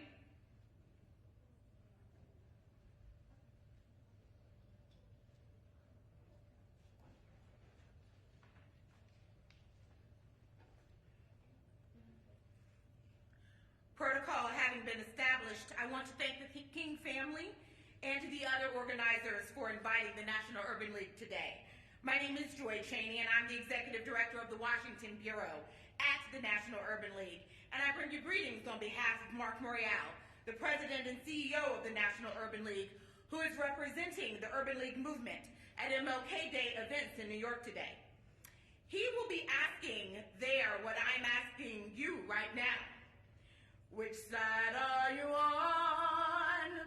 Which side are you on? This is the singing portion of today's program. It is the same question that the 91 affiliates of the National Urban League are asking the senators who represent them in more than 37 states and more than 300 communities across this nation. But because the National Urban League movement, through our young professionals and our guild members, span every state in this union, it is the same question. We are asking all senators, all 100, Republican, Democratic, Independent, Progressive, Conservative, and Moderate, which side are you on? Which side are you on? It is the same question the president asked in Atlanta this past week. It is the same question that some feel is too hot, too divisive, too uncomfortable. But in the battle for our very democracy, it is the only question that really matters. Which side are you on? Which side are you on? It only feels uncomfortable because the stakes are so high. Because the answer of which side you should be on is so clear. This isn't a minor matter upon which good people can disagree. When the question is, are you on the side of the right to vote for all Americans? Or are you on the side of those who would block that right for political and cynical and yes, racist reasons? There is only one legitimate answer. You have to be for the right to vote, the right upon which all other rights depend. We are a democracy. That doesn't exist fully if everyone doesn't have equal access to the franchise. So when we ask which side are you on, we are asking if you are on the side of America and of Americans. This isn't even about politics and gamesmanship. I'm sick of hearing that. I'm not here because I want one party or another to win. It's more important than that. It's more fundamental than that. If everyone can't vote, if people are cheated out of being able to have their voices heard, we all lose in a democracy. I'm here because I want everyone to have easy and equal access to the ballot box, to have the opportunity to be represented in the halls of power. Young people, old people, black people, Latino people, Asian people, people with disabilities, people in rural America, people in urban America. Fight for the hearts and minds of voters. Fight about policy, but not about their very right to vote. Fighting their right to vote in a democracy is fundamentally immoral. It is wrong, and it is something, a word I don't like to use often, but it is evil.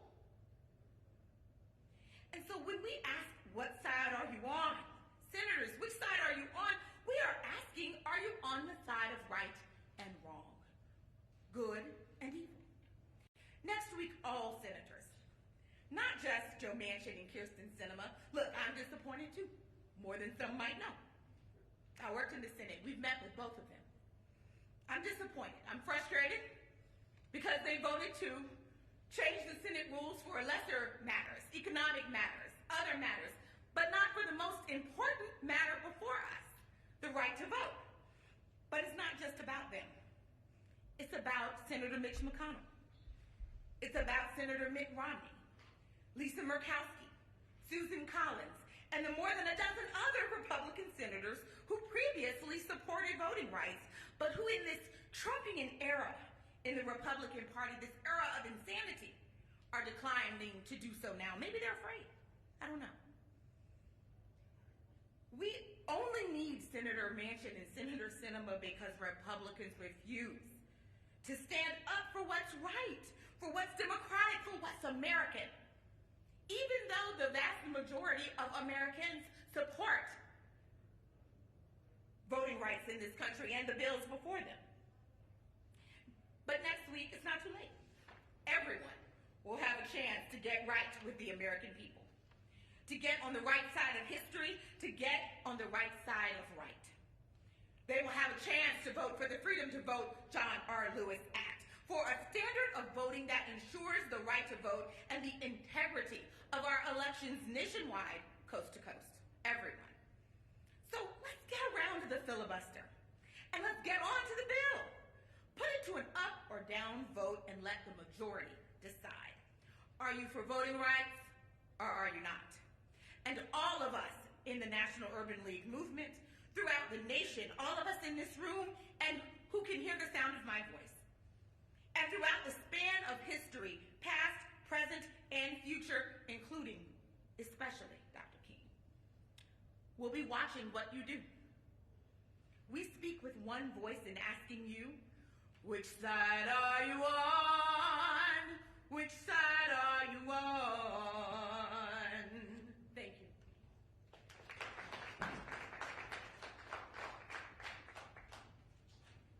Thank you, Joy. Reverend Liz Theo Harris is an ordained minister in the Presbyterian Church, a teacher at Union Theological Seminary in New York City, and co-chair of the Poor People's Campaign, which is working towards a moral revival that is necessary to save the heart and soul of our democracy. Reverend Theo Harris.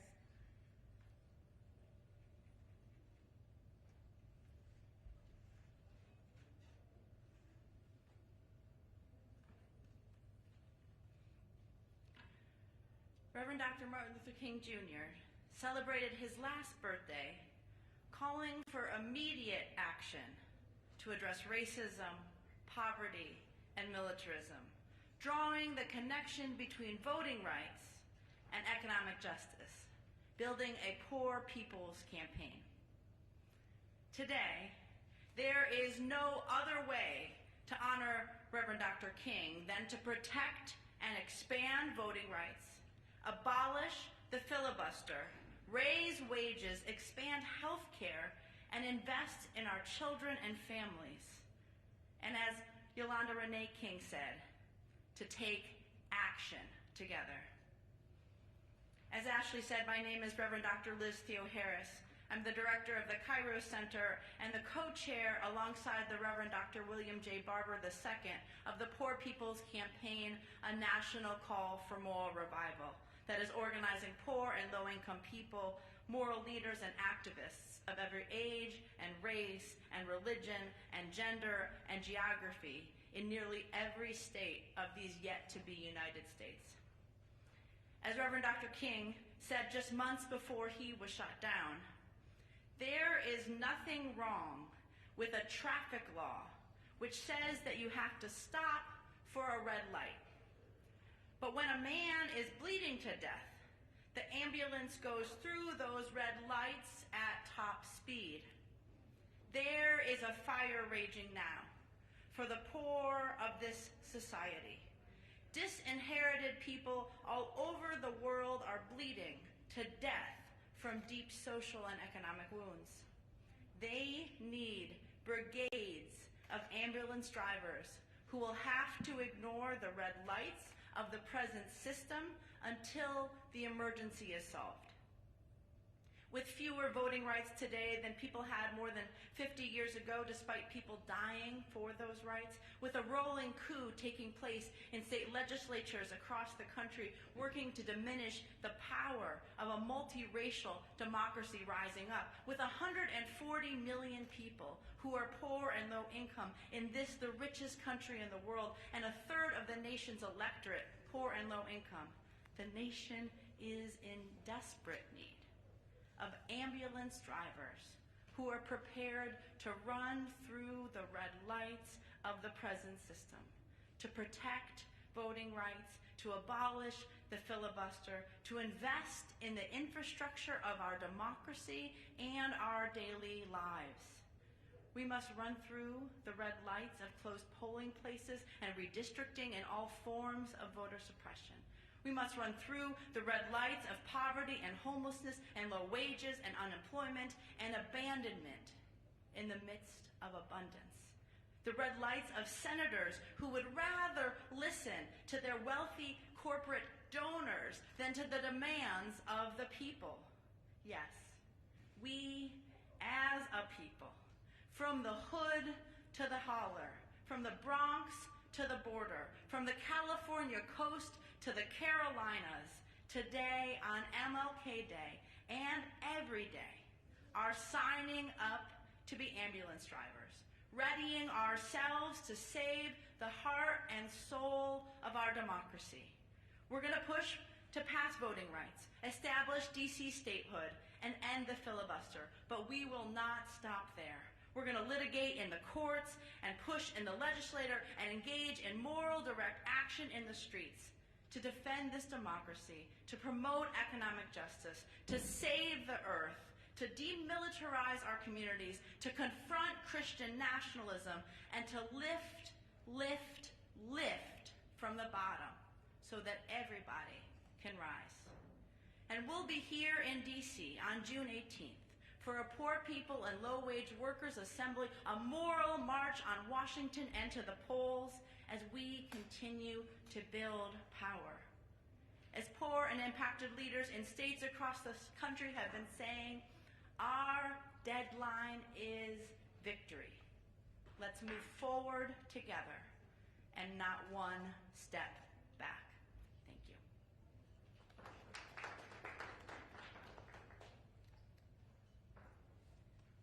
Thank you, Reverend Theo Harris. Our next speaker is Ramon Cruz, who is the president of Sierra Club, the nation's largest grassroots environmental movement with millions of members across the country. Mr. Cruz?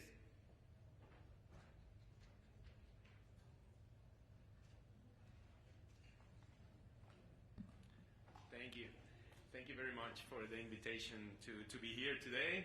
My name is Ramon Cruz, and I'm the president of the Sierra Club, the nation's oldest and largest environmental organization. And I'm honored to share a podium with the King family, Speaker Pelosi, and other allies in our shared fight for justice. On behalf of the millions of our members and supporters, we urge the Senate to honor Dr. King's legacy by protecting our democracy and the freedom to vote. There is no excuse for the Senate to delay passing the Freedom to Vote John R. Lewis Act even one more day. You may ask why there is an environmental organization here today. Well, we know that voting rights are environmental rights, are justice rights, are human rights. As a Puerto Riqueño, I know firsthand how a lack of democracy paves the way toward environmental destruction and negligence. When a major climate disaster like Hurricane Maria hit Puerto Rico, the former administration felt entitled to refuse our calls for help that were so desperately needed. Being deprived of political power is the first step to environmental racism, and to being disenfranchised and not accessing the resources necessary for a strong economic development, recovery, and equality. This is not what true democracy looks like. We need a robust representative democracy to ensure that our demands for clean, healthy environments and safety from the climate crisis are heard in the halls of power. But time and again, Leader McConnell and the Republican Party have exploited the filibuster to block progress on climate action, equal pay, raising the minimum wage, and to stop Congress from protecting our most fundamental freedom in a democracy, the freedom to vote. The only way around this extreme obstruction is for Democrats to change the filibuster rule. All but 2 Democrats are committed to this. We now need Senators Manchin and Sinema to stand on the right side of history and do whatever it takes to preserve our right to vote. The choice in front of every senator is a simple one. How do you want to be remembered? Senators can choose to preserve the Jim Crow relic known as the filibuster, or they can choose to preserve millions of Americans' voting rights instead. They cannot do both. They can't. So this Martin Luther King Day, we call on our senators to be on the right side of history and do whatever it takes to pass the Freedom to Vote John R. Lewis Act, Voting Rights Act. History, the American people, are watching and will judge them. Gracias.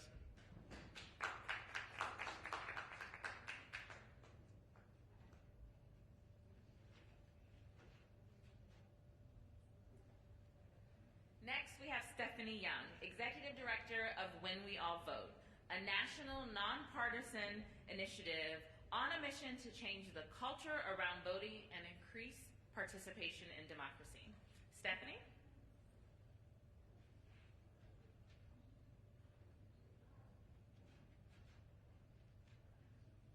Thank you, Ashley. And good afternoon.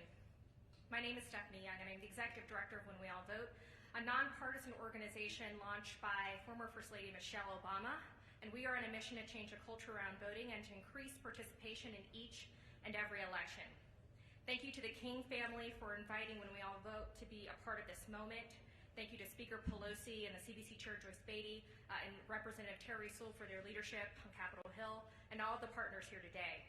My late father, Bishop McKinley Young, pastored Big Bethel AME Church just down the street from Auburn Avenue, which is where Ebenezer Baptist Church is, in Atlanta, Georgia. And he taught me that faith without works is dead. I have faith in our democracy, but we have to work to keep it.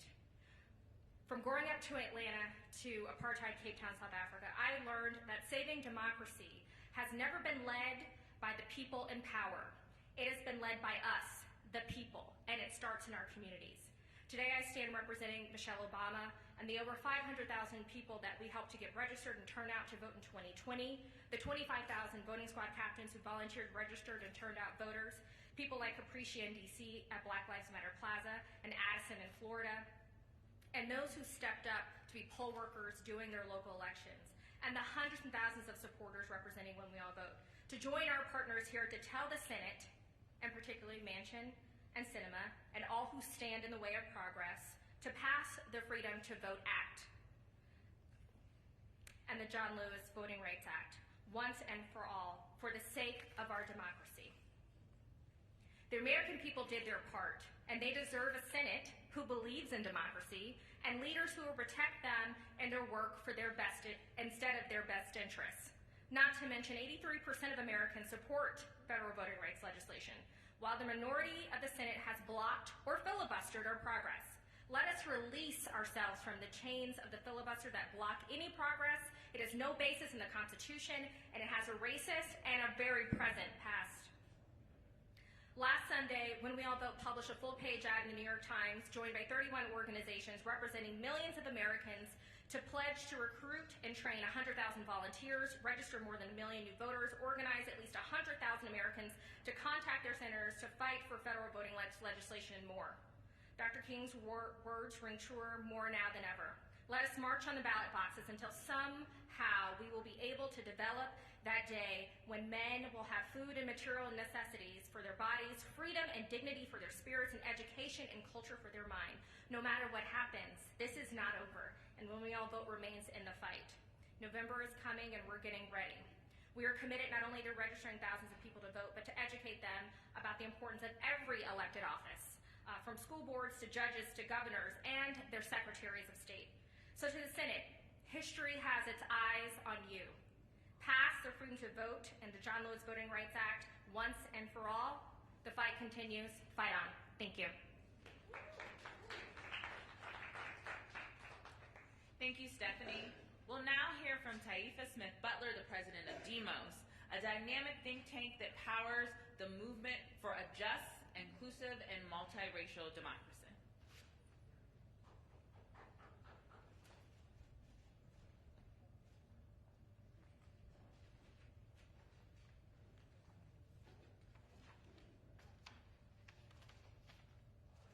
Good afternoon. First, I would like to give honor to the King family and to Dr. King's legacy that lives on in the Drum Major Institute and in many of you. As it's been said, my name is Taifa Smith Butler, and I am pleased to represent Demos, a think tank that is focused on advancing and building a just, inclusive, multiracial democracy and economy. And we do that by centering racial equity and the voices and the lives of Black and brown people in this country who have been historically excluded. In the faith tradition that I'm in, I'm reminded of a song, since Latasha has already sung today. Been running with Jesus a long time, and I'm not tired yet. And we've been talking about voting rights a long time today, and I'm not tired yet.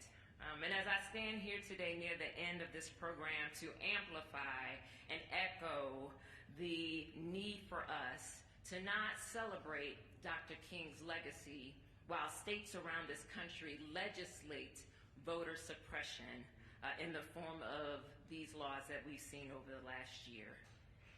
We cannot allow them to do this unchecked, unaccountable, and unabashed like this is normal. I mean, really, what kind of gaslighting is going on here? We must stand firm as I come today from Georgia, representing the movement leaders who fought to register and expand our electorate, to motivate and energize people to not only show up at the polls, but believe that their civic duty and their power could make a difference. And when it did make a difference, when Georgia showed up and elected our first black senator, our first Jewish senator, lawmakers in Georgia then choose to change the rules. They rewrite the rules to make it so that it's criminal to provide food and water to people standing in long lines. They changed the rules to make it so that there's less drop boxes and shorter hours, I should say. They're rewriting the rules, and it is not about rules, it is about power, and it is about control. And I'm excited today that we are here to demonstrate people power. And so, as you know, it is not just Georgia. You've heard it all day today. It's Texas, it's Florida, where they are banning mail-in ballots unless, or actually laws that ban mail-in ballots unless voters specifically request one. It's laws in 19 states across this country that are chipping away at the very foundation of our democracy. And it doesn't stop at the ballot box. We have to understand that these efforts to also undermine our ability to show up and protest and our freedom of voice is at risk. Our ability to teach our children the truth about American history is on the line today. Make no mistake, there is a coordinated, systematic effort, state by state, to attack the fundamental right to vote today. And that attack warrants immediate federal action. My Shiro, Shirley Chisholm, said, "You don't make progress standing on the sidelines whimpering and complaining. You make progress by implementing ideas." Well, we have an idea on the table today. An idea that we must advance in this defining moment in this country's history. And that idea is the Freedom to Vote Act and the John R. Lewis Act, named after a man who spent nearly 3 decades of his remarkable life representing the people of Georgia here in Washington. It is the last great hope of our democracy. The idea of national standards on automatic and same-day voter registration, expanding vote by mail, baselines for early voting days, preventing partisan gerrymandering, and so much more. These are the ideas that are sound and will strengthen our democracy, not restrict access to it.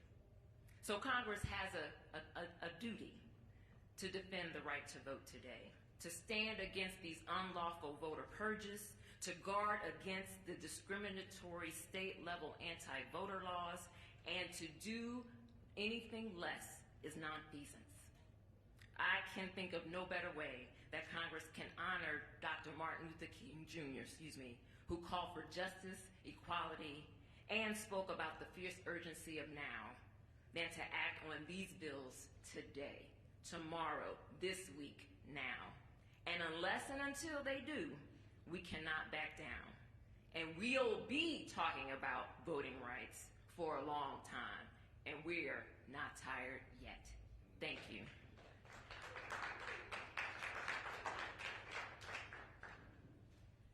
Thank you, Taifa. Our last speaker on the program, we'll hear from Virginia K. Solomon, who has led the League of Women Voters since 2018. As the CEO of the League of Women Voters, Virginia builds upon her vision for an inclusive democracy where every person in America has the ability and opportunity to participate and advocate for the issues that matter to them. Virginia?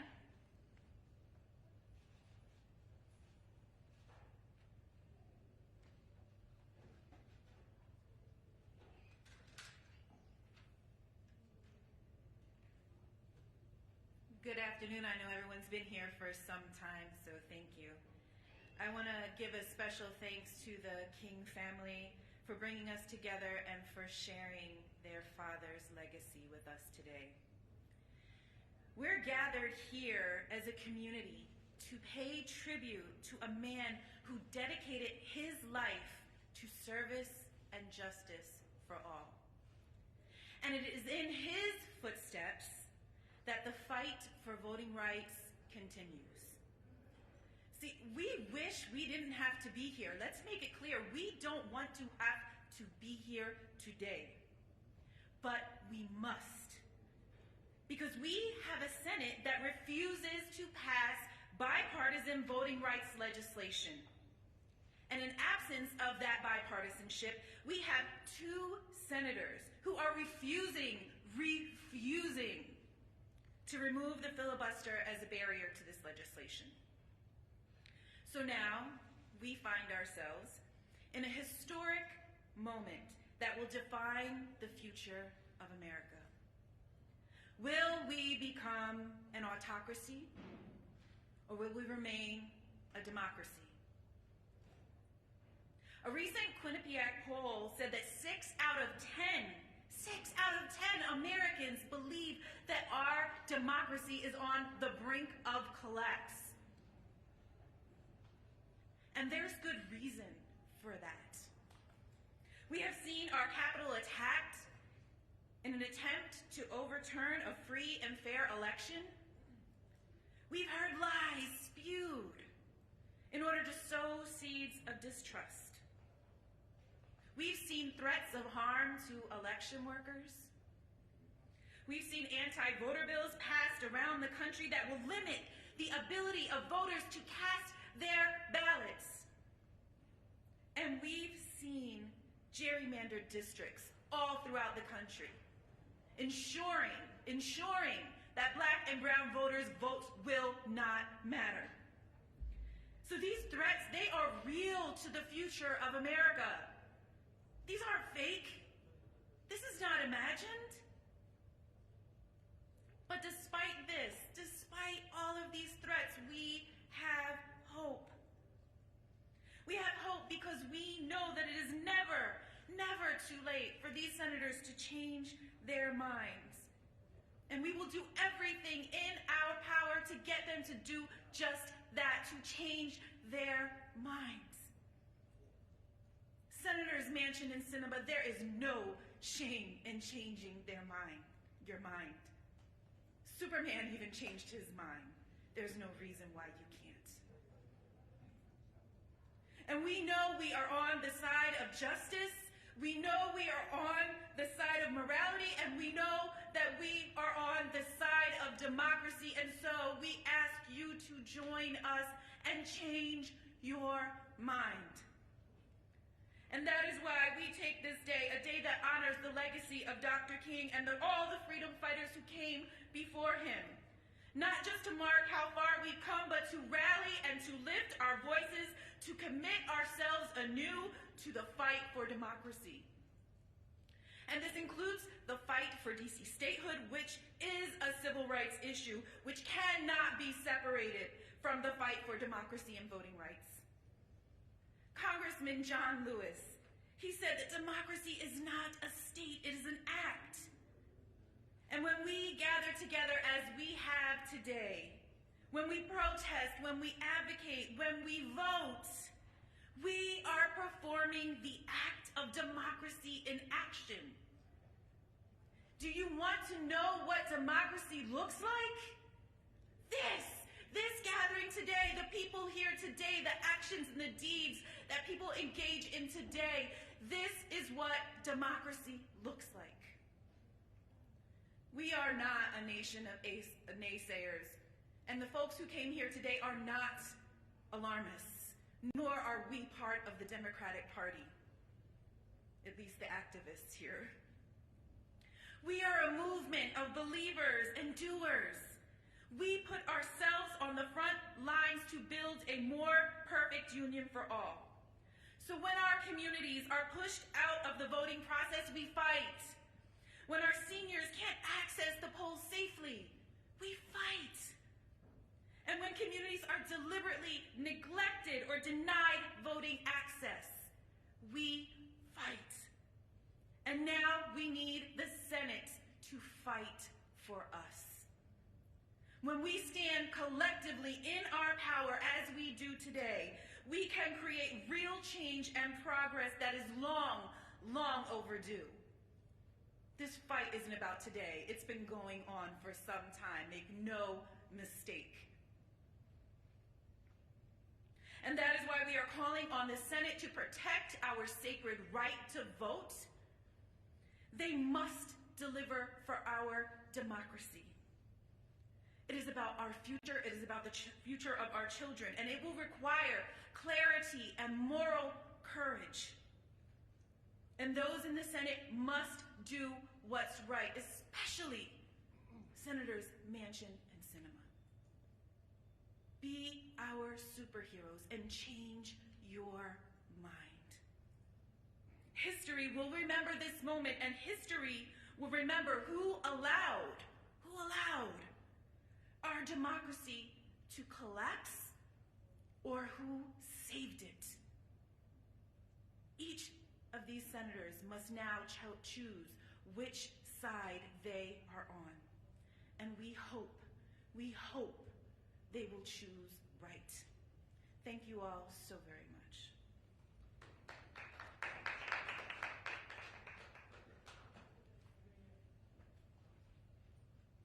Thank you, Virginia. Now, for the press in the room, we are going to take 3 or 4 questions from the King family, so they will join us back on stage for a short question and answer portion.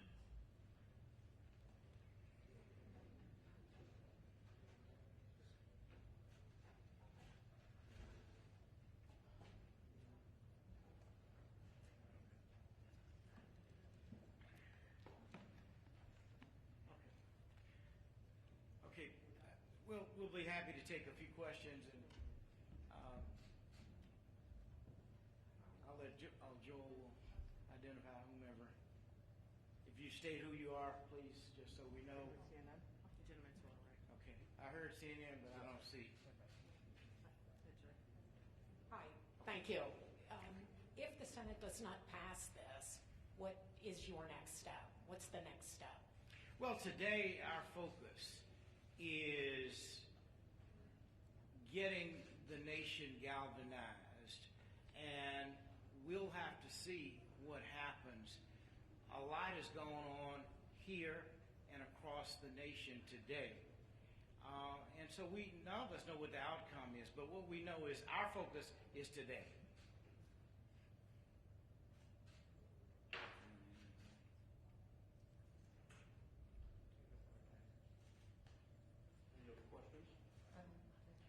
Hello, Jenny from Associated Press. How can we galvanize the young people across the country for activism this week if it doesn't pass tomorrow? What would your message be?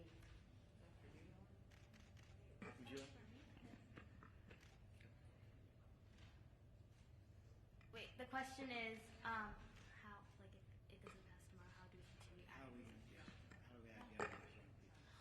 Well, we're going to have to keep writing to our elected officials and keep planning and spreading messages of awareness and educating people. Just because something doesn't get done exactly how we want it to doesn't mean that you give up. You have to keep on going, and you have to have perseverance. And that's when the perseverance really comes in, and I think that's really a keen skill to being an activist. You have to learn how to persevere and keep on going and keep on going. So for young people who don't know what they're going to do if this bill does not pass, well, you have to keep going, keep on doing what you're doing. Many of my grandfather's campaign weren't just 2-month campaigns. They were quite long-term. And so I think it's so important that you have perseverance and you have to use that as your guide. You have to use that as your blueprint and to keep doing what you're doing and having faith and hope.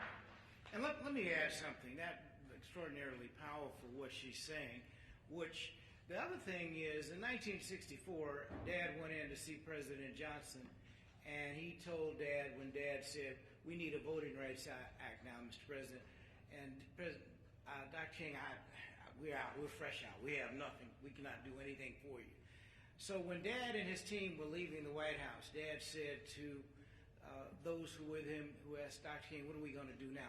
Well, number one, we have to precipitate a nonviolent crisis so that the Congress will have to respond to us. Of course, Selma came, and therein was the opportunity for the president to sign the bill after Congress passed the bill. My only point is, we just never know what is going to happen. I fought for years to get Confederate flags brought down, specifically in South Carolina. When I was president of SCLC, we boycotted and chose not to do our convention that year. Tragically, 9 members of a church, Mother Emanuel, the pastor, Reverend Pinckney, who was the state senator and close to Governor Nikki Haley at the time, they would not remove that flag. Tragically, after 9 people were killed, the flag was removed. Just last year, a year and a half ago now, tragically, the death of George Floyd, where we had demonstrations in every state in our nation and all over the world, all of a sudden the relics of Confederate generals have come down all across this nation, and those relics who owned slavery all over the world. So my point is, we don't always know what is going to be the catalyst, but what we know is, as my wife said earlier, we're not going to give in, we're not going to give up, we're not going to give out. Hi, Rachel Scott with ABC. Thank you so much for your time. Senator Manchin has released a statement today honoring your father and your grandfather's life. Senator Sinema has also put out a tweet. Do you think that goes far enough, putting out a statement commemorating the life of Dr. Martin Luther King? And what would your message be to each of them in these final hours ahead of that critical vote tomorrow?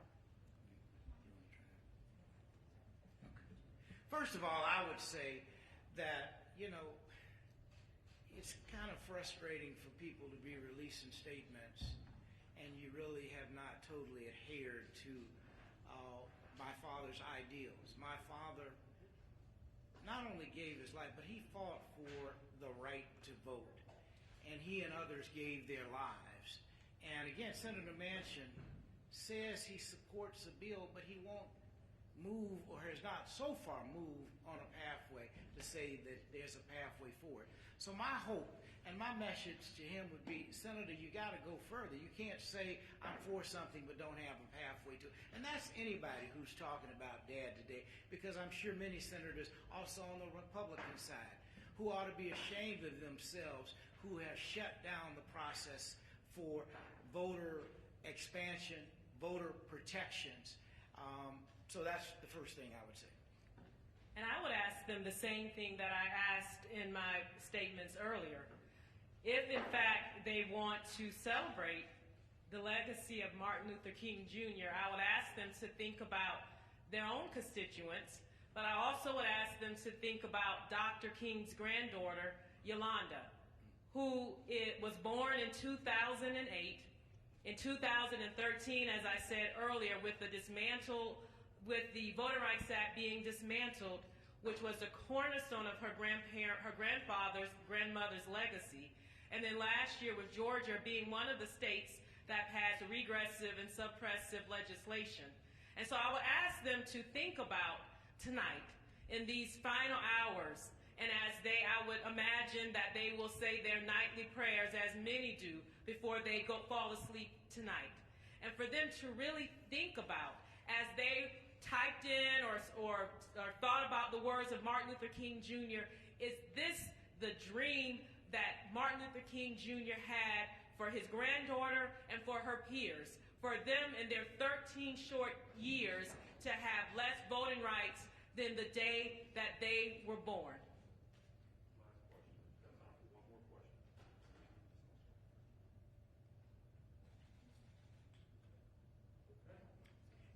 Thank you all so much. Thank you.